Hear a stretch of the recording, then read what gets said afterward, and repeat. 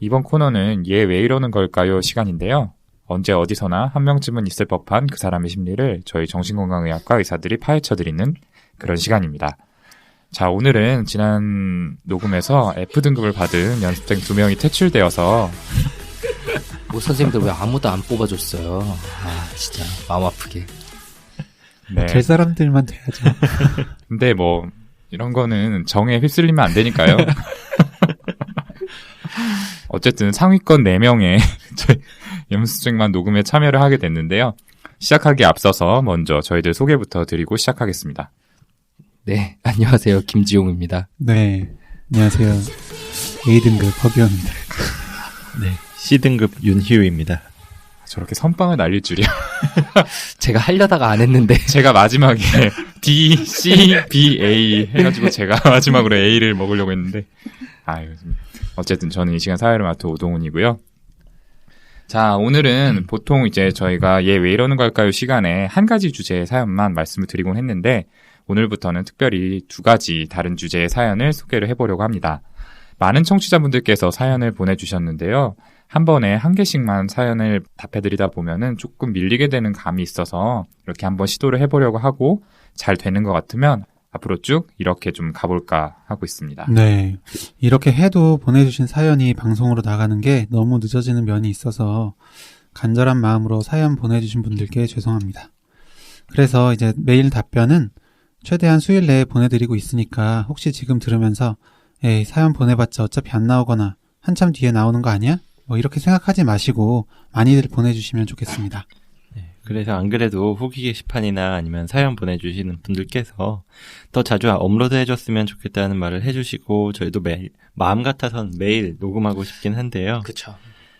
근데 다들 본업도 있고 애들도 키우고 계시고 그래서 그리고 또 무엇보다 녹음 파일 편집까지 담당하는 오동훈 선생님이 고생하고 있어서 더 현실적으로 더 하기는 어렵네요. 뭐 그래도 아시는 분들은 아시겠지만 일주일에 뭐 한 개씩 에피소드 올라가던 걸 요즘에는 5일 정도에 한 개씩 올리고 있어요. 뭐 하루 이틀 편차는 있긴 하지만 저희가 아마추어다 보니 아무래도 좀 쉽지가 않네요. 저희가 막 아침에 일어나서 카톡 뭐 이렇게 와 있어 이러고 보면은 새벽 3시쯤에 오동훈 선생님이 편집한 거 올렸으니 들어보시오 막 이렇게 남겨놓고 이래서 좀 미안한 마음에 더 이상 부려먹긴 힘든 것 같고. 네, 오동훈 선생님 핑계만 대는 건 아니고 그냥 5일에 한 개 에피소드 정도가 현재까지는 저희 능력인 것 같습니다. 그러니까 자주 업로드 못하는 대신에 길게 가보도록 하죠. 가늘고 길게. 네, 그렇게 하는 걸로. 네. 오래. 그리고 한글책 교본 읽기 같다는 병들을 많이 해주시는데 정확한 지식을 전달해 드려야 하니 어쩔 수 없이 뭐 대본이 있긴 하지만 또 대본대로만 가는 게 아니라 사실 방송에 나오지 않는 드립들 저희가 많이 치긴 하거든요.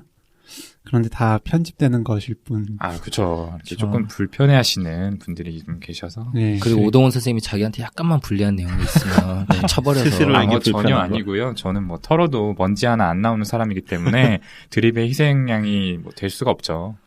그보다는 이제 여기에 주로 타겟이 되는 김지용 선생님이라든지 허우성 선생님이라든지 이제 이런 분들이 조금 보호해드리기 위해서 제가 이렇게 많이 편집을 하고 있습니다. 야, 진짜 편집권 있다고 막 하시네요. 악마의 편집으로 보내버릴 수도 있어요. 예. 그래서 한번 정말 대본 없이 모인 날이 있었는데 다시는 그러지 말자는 결론을 내렸습니다. 그날 좀 분위기가 침울했죠, 좀. 그날 뒤풀이에서 싸우려 그랬죠. 이게 뭐야? 저희가 조금 더 능력이 된다면은 이렇게 자연스럽게 톡하는 것도 언젠가는 보여드릴 수 있었으면 좋겠습니다. 근데 아직은 조금 미진하니까 기계 같다고 느껴지더라도 양해해 주시고요. 또 허경 선생님 말씀하신 대로 정확한 지식을 전달해 드리기 위해서 저희가 일부러 좀 또박또박 말하는 부분도 있죠. 네. 그렇다고 해야죠. 네. 아무튼 더 좋은 모습 보여드리기 위해서 노력하겠습니다. 자, 사담은 이 정도로 조금 접고요. 첫 번째 사연부터 시작을 해보도록 하겠습니다. 다시 돌아온 사연 요정, 우리 윤희우 선생님, 음산한 목소리로 사연 낭독 부탁드릴게요.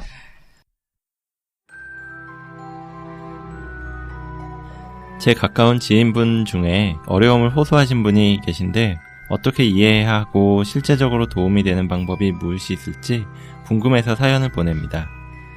지인분은 30대 후반이고 A양이라고 지칭하겠습니다. A양은 뛰어난 학업 성취도로 가족 및 주변 사람들로부터 기대를 한몸에 받으면서 성장했습니다. 중학교 때 교통사고로 거동이 살짝 불편한 장애를 갖게 되긴 했지만 좋은 성적으로 대학교를 진학하고 졸업 후에 유학을 가게 됐습니다. A양의 기억으로는 이때가 물건을 훔치고 싶은 충동을 느끼고 행하게 된 시작이라고 합니다.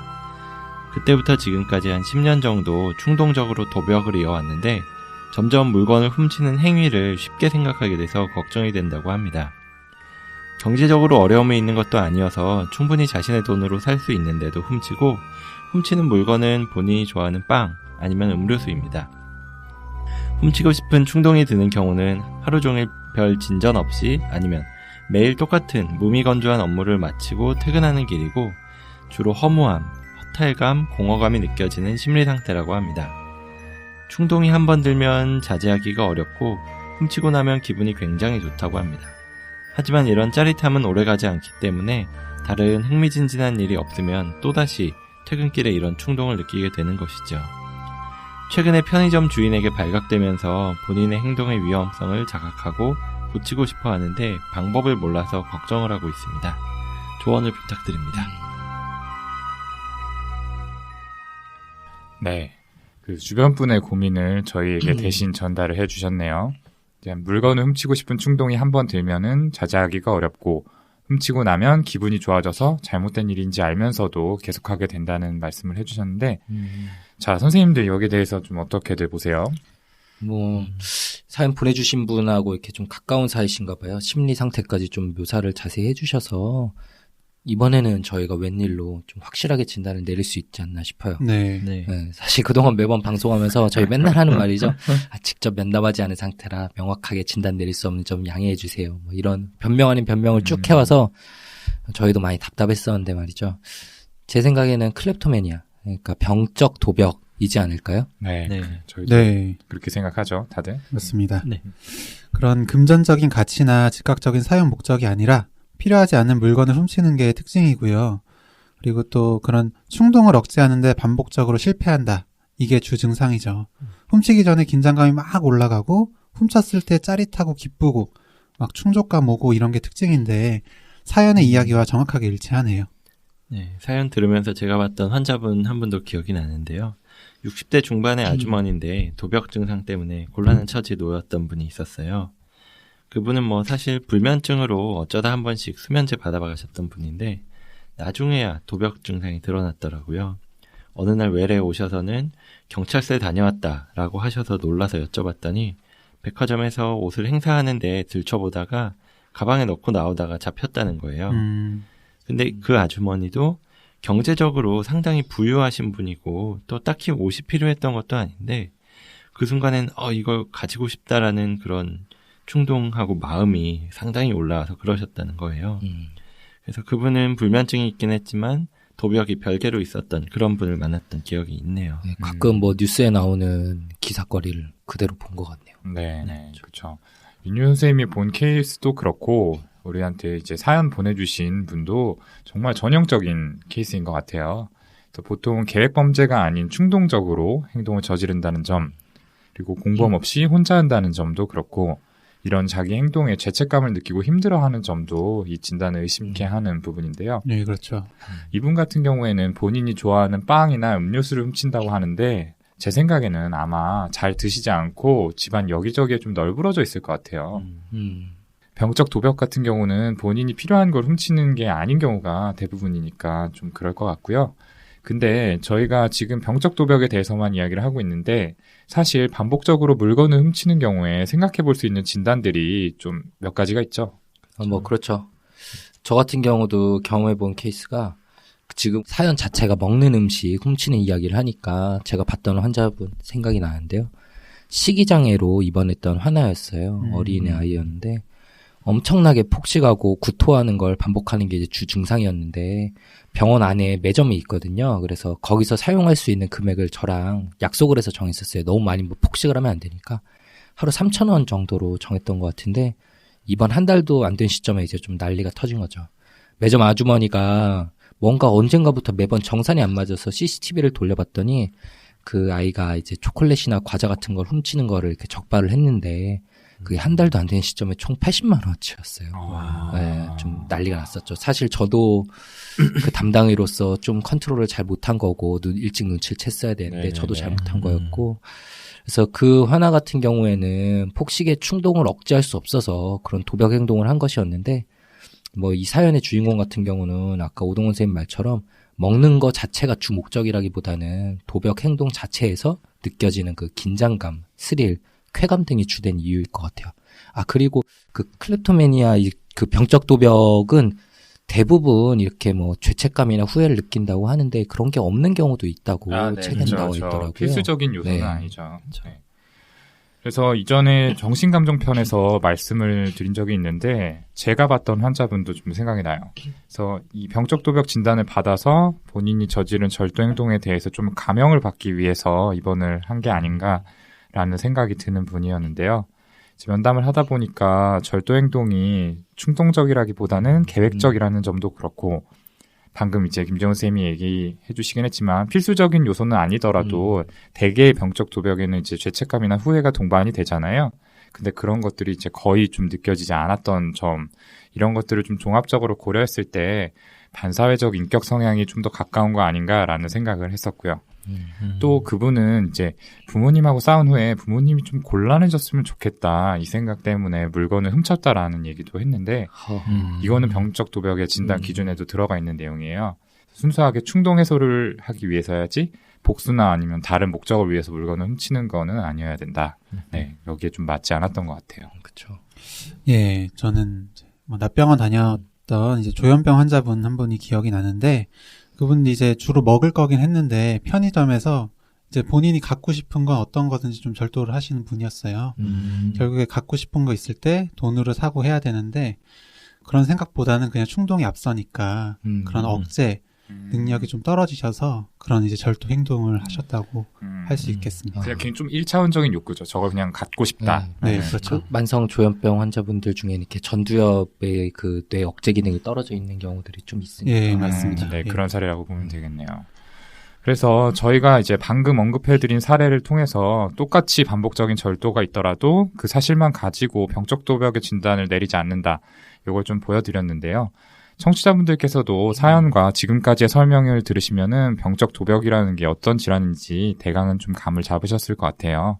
아까 김지원 쌤이 뉴스에서 나왔다 이런 얘기를 했는데 백화점에서 수십 번 옷을 훔쳐가는 사람을 잡고 봤더니 입지도 않고 다 옷들이 쌓여 있더라. 이런 뉴스가 이제 나오는 경우가 있었죠. 근데 이게 좀 얼마나 흔한 병인지 좀 그걸 알아봐야 될 것 같네요. 네, 뭐 이 병이 유병률은 정확히 알려져 있지는 않다고 나와 있는데요. 뭐 교과서 찾아보니까 한 0.6% 정도? 이 정도로 추산된다고 하네요.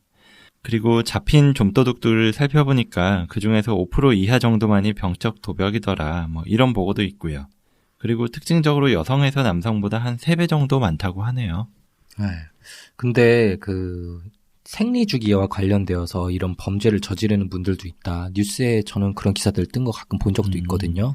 그 생리주기 때마다 참지 못하고 이렇게 물건을 훔쳤다라고 인터뷰한 걸 본 기억이 있는데 네. 그 방금 윤희원 선생님 말한 것처럼 여성에서 3배 정도 유병률이 더 높은 것도 그거와 관련이 있을까요? 예, 아무래도 생리 전후로 관련해서 여러 가지 호르몬 레벨들이 급격하게 변동이 되잖아요. 그러니까 관계가 있을 것 같아요. 실제로 뭐 기분이나 충동성 등이 많이 영향을 받잖아요. 일단 병적 도벽이 발생하고 나면 충동성을 조절하기가 힘든 건데 생리 전후로 그런 충동성을 조절하기 더 힘들어질 수 있으니까 영향을 미칠 것 같습니다. 아, 네. 일리 있는 말씀인 것 같네요. 근데 이 병적 도벽이라는 게 그러면은 도대체 왜 생기는 거냐? 아마 청취자분들이나 사연자분도 조금 궁금해 하실 것 같은데요. 여기에 대한 답은 우리의 정신분석 전문가 대가 윤희호 선생님께서 당연히 질문을 받으실 줄 알고 공부를 해 오셨을 거라고 믿고 있습니다. 사실 이거는 아주 흔한 질환은 아니라 뭐 이것까지 다 다이나믹을 외우고 있지는 않을 것 같고 좀 알아오셨죠? 그쵸, 네. 일부러 좀 책을 찾아보고 왔습니다. 예, 등급 떨어지기 싫어서 좀 준비하시는 것 같아요. 네, 시등급 간당간당한데요. 아무튼 일단 뭐 정신분석적 측면에서 볼 때 이 병적 도벽은 큰 스트레스, 특히나 그 중에서도 이별이나 헤어짐 같은 다른 중요한 대상과의 관계가 종결이 났을 때 나타나는 경향이 있다고 하더라고요. 그런 이별을 다시 채우기 위한 행동이 바로 물건을 훔치는 행동이라는 거죠. 이 사연의 주인공분도 유학을 가게 되면서 충동을 느끼기 시작했다고 해서 그런 측면이 있는 건 아닐까 생각이 들기도 했어요. 그거 말고도 여러 가지 가설들이 있는데요. 잃어버린 관계의 회복을 위한 행동이다라는 이야기도 있고, 자신이 위협받는 상황, 불안에 대한 방어다라는 말도 있고, 무의식적으로 처벌을 받기를 바라는 욕구가 있어서 나타난다라는 썰도 있고요. 그 외에도 자존감 회복하기 위한 방법이다, 또는 그 자체로 흥분이 되니까, 또는 성적인 행동의 대체제로 쓰는 경우도 있다. 이런 말들이 있는데, 뭐가 제일 좀 그럴듯해 보이나요? 썰이 되게 많네요. 그렇죠. 근데 저는 이제 그냥 그 자체로 흥분되니까 그게 가장 그럴듯한데, 사연 글에 보면은 이제 무미건조한 업무를 마치고 퇴근하는 길, 그리고 다른 흥미진진한 일이 없으면 충동이 올라온다라는 말들이 있었잖아요. 네, 그렇죠. 네. 그 처음에 발병한 심리적 원인이 뭐였든 간에 그거는 지금 모르겠지만 어쨌든 지금은 그 행동 자체가 주는 심리적 자금, 그 짜릿함에 이분이 중독돼 버린 건 아닌가 이런 생각이 들어요, 저는. 네. 이제 분석적 원인에 대해서 윤유 선생님이 이야기를 해주셨고, 또 거기에 덧붙여서 생물학적인 원인을 조금 살펴볼게요. 아직 사실 명확하게 밝혀진 거는 아닌데요. 이 도벽 환자에서 세로토닌이라는 신경 전달 물질의 이상이 관찰되고, 특히 판단력 부분을 담당하는 전두엽 부위에서 이런 특징이 좀 두드러진다라는 연구 결과가 나와 있습니다. 그리고 또 김재원 선생님이 중독된 거 아니냐라는 이런 이야기를 했는데, 도파민이나 오피오이드 시스템 같은 중독 환자에서 나타나는 신경 전달 물질의 경로 문제 역시 좀 관련이 돼 있을 거다라는 연구 결과가 있었습니다. 조금 쉽게 예를 들어보면은, 우리 알코올 의존 환자 같은 경우에는 술을 원하는 갈망이 심해지면서 술을 마시기에 앞서서 기대감이 점점 커지고, 마시는 순간에 확 그 갈망이 해소가 되면서 순간 이렇게 만족감이 훅 올라가는 경험을 하게 되거든요. 네. 또 약물에 의존하는 등장인물이 어렵게 약을 구한 다음에 화장실 같은 곳에서 급하게 주사를 하면서 눈을 감고 하면서 이렇게 긴장이 풀려버리는 확 쓰러져 버리죠. 네, 그런 모습을 다 한 번쯤은 보셨을 것 같아요. 그래서 병적 도벽이 있으신 분은 이렇게 술이나 약물 같은 물질이 아니라 그 훔치는 행동 자체에 중독이 된 거다라고 우리가 이야기해 볼 수가 있겠죠. 그래서 물건이 훔치기 직전에 극도로 긴장이 올라갔다가 훔친 직후에는 그 긴장이 해소되면서 만족감을 느끼게 되는 그런 거죠. 네. 중독 볼 수 있을 것 같고, 저는 이 사연 주인공이 왜 이러실까에 대해서 좀 생각을 해봤는데, 그냥 완전 썰이니까 들으시는 청취자분들께서도 이렇게도 생각해 볼 수 있겠구나 정도로 봐주시면 어떨까 합니다. 이분이 이제 좋은 성적으로 대학을 가고 유학을 가게 된 시점에 절도를 시작했잖아요. 가족 및 주변 사람들한테 기대를 많이 받았다고 하셨는데, 집에서 아마 주인공에 대해 거는 기대가 커서 항상 긴장하고 스트레스를 받았을 것 같아요. 그래서 긴장하고 이제 시험을 잘 봐서 해소하고 이런 패턴이 반복됐던 거죠. 결국 부담감을 이기고 좋은 성적으로 대학에 합격했을 때 엄청나게 긴장이 해소되는 경험과 쾌감을 느꼈을 거고, 부모님과 떨어져서 지내는 유학 생활은 아마 그 쾌감을 극대화시켰을 것 같습니다. 절도를 어떻게 시작하셨는지는 모르지만 한번 성공하면서 이런 학업으로 다시 얻기 힘든 쾌감과 긴장 해소를 느꼈고, 이후 절도를 반복하게 되셨을 것 같아요. 그리고 또 빵과 음료수를 훔친다고 하셨는데, 이게 본인은 좋아하지만 집에서 부모님은 허락하지 않았던 그런 물건이지 않았을까요? 이건 물론 썰이니까. 근데 일리 있는 썰이네요. 저 편의점에서 파는 이렇게 봉지에 들은 빵 안 사주는 부모님들 많이 있어요. 싸구려 빵 먹냐 이러면서. 네, 아마 이제 무미건조한 직장 생활을 하다 보면은 예전처럼 학업으로 인한 그 성공에서 얻는 보상, 쾌감 이런 것들을 좀 얻기가 어려울 테니까 그거를 좀 대체하는 행동으로 그런 절도 행동을 할 수도 있다 이런 생각도 드네요. 네. 네, 그러면 이제 사연자분과 그리고 사연의 주인공분께서 특히 궁금해하실 내용들을 좀 말씀을 드려야 될 텐데요. 앞으로 예후가 어떤지, 그리고 이 절도 행동, 도벽에 대해서는 치료는 어떤 게 있는지 이거를 좀 설명을 드릴게요. 먼저 예후를 말씀을 드리면 대개 20세경에 시작이 돼서 호전 악화가 반복되다가 만성화되는 경향이 있다라고 알려져 있습니다. 저절로 낫는 경우들이 있지만 사실은 이게 흔치 않다 보니까 잘 연구가 되지 않아서 얼마나 낫는지는 알려져 있지 않고요. 치료를 받으면 예후는 좋은 편이라고는 하는데 이 역시도 조금 레어한 질병이다 보니까 대규모로 확립된 치료가 있다기보다는 그냥 케이스 리포트 식으로만 연구가 진행이 돼서 어떤 하나의 정립된 이론이 있는 건 아닙니다. 네. 저는 이 환자분이 이제 스스로 좀 고치고 싶어 한다고 얘기를 했잖아요. 치료에 대한 동기가 있다면 정신분석 치료가 좀 성공적일 수 있다고 봐요. 네.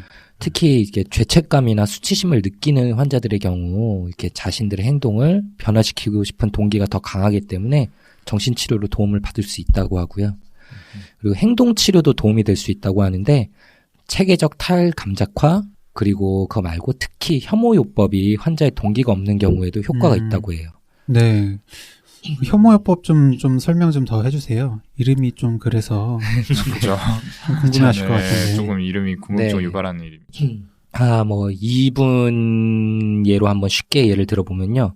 예를 들어서 물건이 훔치고 싶은 욕구가 막 올라오는 게 느껴지면 그 순간 일부러 숨을 좀 스스로 괴로워질 정도로 오랫동안 억지로 참아보는 거예요.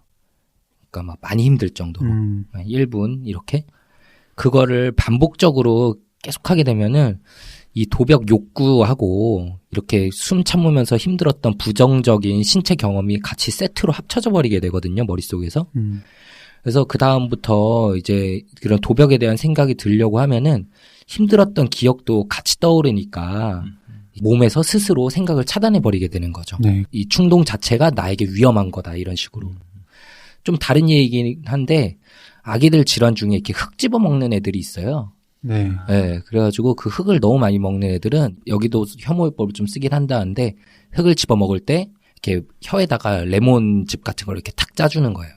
그럼 애들이 이거 시큼하고 맛이 안 좋으니까 이러고 그 다음부터는 이제 흙을 안 먹게 된다, 이런 방식도 있더라고요. 이런 혐오요법 같은 걸 포함하는 행동치료도 도움이 될 수 있다는 말이고요.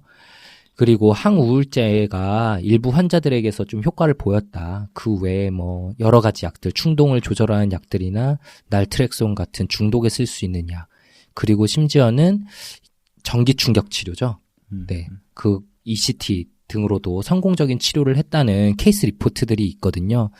물론 뭐 이렇게 심한 치료를 바로 할 건 아니지만 여러 가지 치료법들이 가능하고 성공적인 효과를 본 적이 있었다는 거를 이분께 좀 알려드리고 싶네요.